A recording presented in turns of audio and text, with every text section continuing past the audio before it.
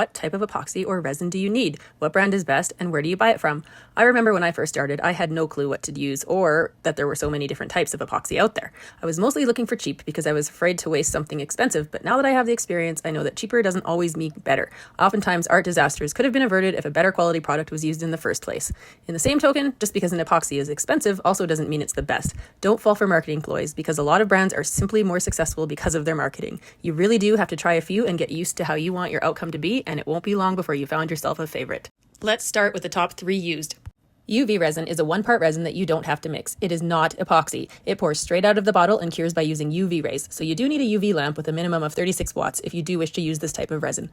UV resin is great for small projects like jewelry, keychains, dog tags, bookmarks, those little pocket hugs, or any of the small little trinket molds. It's also great for coating, sealing, and top coating small items.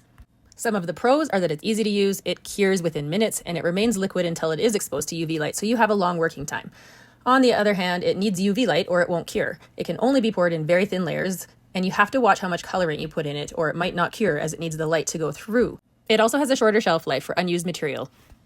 Then we have coating epoxy, which is also called art epoxy, tabletop epoxy, crafting resin. It just depends on the brand. These epoxies are usually a 1-to-1 mix ratio by volume, meaning you need to mix equal amounts of part A with part B.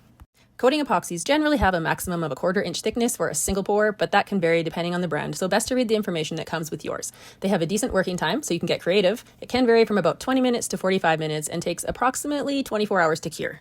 Coating epoxy is used to top coat artwork, countertops, crafts and geode art, large and small projects in molds, charcuterie boards, ocean resin art, and creating artwork like I do. Coating epoxy has a really decent working time. The colorants mix in very well. It's easy to use and it has a higher viscosity, meaning it's thicker so you can blend it and control your artwork a little bit better. It also can be used for large projects. It is a little pricier than the UV resin. You have to wait a little longer for it to cure, and it is more prone to micro bubbles. Casting epoxies are a deep pour epoxy, often with a 1-to-2 mixing ratio. With casting epoxy, you can do 1 to 2 inch thick pours. And because they have a lower viscosity, meaning they're thinner, casting epoxies are less prone to bubbles and they give you a very long working time, usually more than an hour, but they take a long time to cure.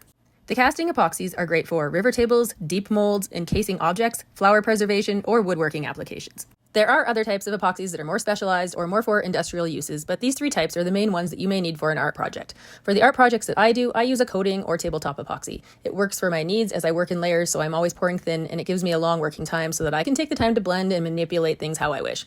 I can also use it in molds and in smaller projects. If you are wanting to first try your hand at small items that you make in molds, you may want to start with a UV resin just to get comfortable.